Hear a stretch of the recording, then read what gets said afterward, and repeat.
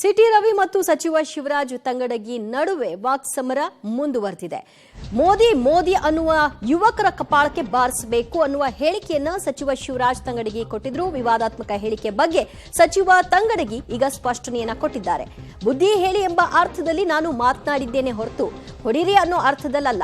City Ravi ವಿರುದ್ಧವೂ ಕೂಡ ಈ ಸಂದರ್ಭದಲ್ಲಿ ಸಚಿವ ತಂಗಡಗಿ ಕಿಡಿಕಾರಿದ್ದಾರೆ. ಹೊಡಿಬಡಿ ಸಂಸ್ಕೃತಿ ನಮ್ಮದಲ್ಲ, ನಮ್ಮ ನಾಯಕರುಗಳು ಹೊಡಿಬಡಿ ಸಂಸ್ಕೃತಿಯನ್ನ ಕಲಿಸಿಲ್ಲ, ತ್ರಿಶೂಲ ದೊಣ್ಣೆ ತೆಗೆದುಕೊಂಡು ಹೋಗಲ್ಲ ಅಂತ ಟಾಂಗ್ ಕೊಟ್ಟಿದ್ದಾರೆ ಸಿಟಿ ರವಿಗೆ.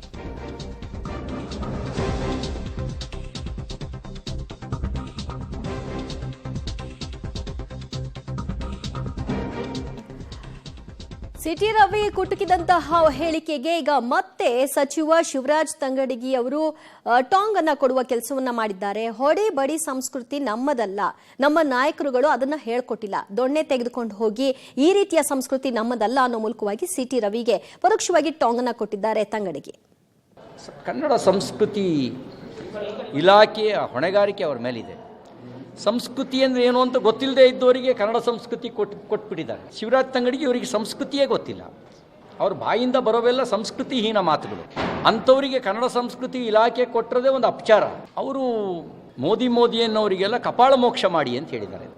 ನನ್ನ ಮನಸ್ಸಿಗೆ ಅನ್ನಿಸ್ತು, ಬಾರಪ್ಪ ತಂಗಡಗಿ, ನಿಮ್ಮ ಅಪ್ಪನಿಗೆ ಹುಟ್ಟಿದ್ರೆ ಕಪಾಳ ಮೋಕ್ಷ ಮಾಡಿ ನೋಡು ಅಂತ ಹೇಳಬೇಕು ಅಂತ ಅನ್ನಿಸ್ತು. ಮತ್ತು ನನಗೆ ಅವ್ರ ಲೆವೆಲಿಗೆ ಇಳಿಬಾರ್ದು ಅಂತ ಆ ಮಾತು ಹೇಳ್ತಿಲ್ಲ. ಆದರೆ ಪ್ರಜಾಪ್ರಭುತ್ವದಲ್ಲಿ ಕಪಾಳ ಮೋಕ್ಷ ಮಾಡಿ ಅಂತ ಹೇಳುವಂಥ ಒಬ್ಬ ಸಚಿವಾಗಿರೋದೇ ದುರಂತ. ಒಬ್ಬ ವ್ಯಕ್ತಿ ಸಚಿವಾಗಿರೋದೇ ದುರಂತ. ಅದರಲ್ಲೂ ಸಿಟಿ ರವಿ ಅವರು ಮಾತಾಡಿದ್ದು ಅಸಂಬದ್ಧ ಮಾತಲ್ವಾ?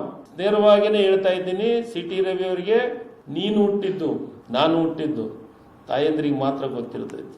ಅದಕ್ಕೆ ನಾನು ಹುಟ್ಟಿದ್ದೇನೈತಂದ್ರೆ ಬೇಕಾದ್ರೆ ಡೇಟ್ ಕೊಡಲಿ, ನನ್ನ ತಾಯಿನ BJP ಆಫೀಸ್ನಲ್ಲಿ ಕರ್ಕೊಂಡ್ಬರ್ತೀನಿ. ಇದ್ದಾಳೆ ನನ್ನ ತಾಯಿನ. ಅವ್ರು ಕರ್ಕೊಂಬರ್ತಾರೋ ಬಿಟ್ಟರು, ಮತ್ತು ಅದನ್ನು ಅವ್ರಿಗೆ ಕೇಳಬೇಕು. ನಾನೇನು ಅವ್ರಿಗೆ ನಾನು ಅಷ್ಟು ಕೆಟ್ಟದಾಗಿ ಮಾತಾಡೋಕ್ಕೆ ನನಗೆ ಇಷ್ಟ ಇಲ್ಲ. ಯಾಕಂದರೆ ನಿಮಗೆ ಚುನಾವಣೆಗೆ ಒಂದೇ ಒಂದು ನಿಮಗೆ ಕೆಲಸ ಮಾಡಿದ ಪ್ರೂಫನ್ನು ತೊಗೊಂಡೋಗಿ ನಾವು ಅಭಿವೃದ್ಧಿ ಮಾಡಿವಂತ ಹೇಳಕ್ಕೆ ನಿಮ್ಮ ಹತ್ರ ಯಾವುದೇ ಅಸ್ತ್ರಗಳು ಇಲ್ಲ. ಏನು ಮಾಡಿದ್ದೀರಿ ಅಭಿವೃದ್ಧಿ ಅಂತ ನಾನು ಕೇಳ್ತಾ ಇದ್ದೀನಿ. ತಪ್ಪೇನಿದೆ ಹೇಳಿ. ಹಂಗಂದ್ರೆ ನನ್ನ ಬಗ್ಗೆ ಇದ್ರ ಬಗ್ಗೆ ಮಾತಾಡೋದಕ್ಕಿಂತ ತಂಗಡಿಗೆ ಅವರೇ ಅಭಿವೃದ್ಧಿ ಮಾಡಿದ್ದೀವಿ ಲಿಸ್ಟ್ ಕೊಡ್ತೀನಪ್ಪ ಅಂತ ಕೊಡಲಿ. ಎಷ್ಟು ಅಣೆಕಟ್ಟುಗಳನ್ನು ಕಟ್ಟಿದ್ದಾರೆ, ಎಷ್ಟು ರೈತರಿಗೆ ನೀರಾವರಿ ಯೋಜನೆ ಮಾಡಿದ್ದಾರೆ, ಎಷ್ಟು ರೈತರ ಸಾಲ ಮನ್ನಾ ಮಾಡಿದ್ದಾರೆ.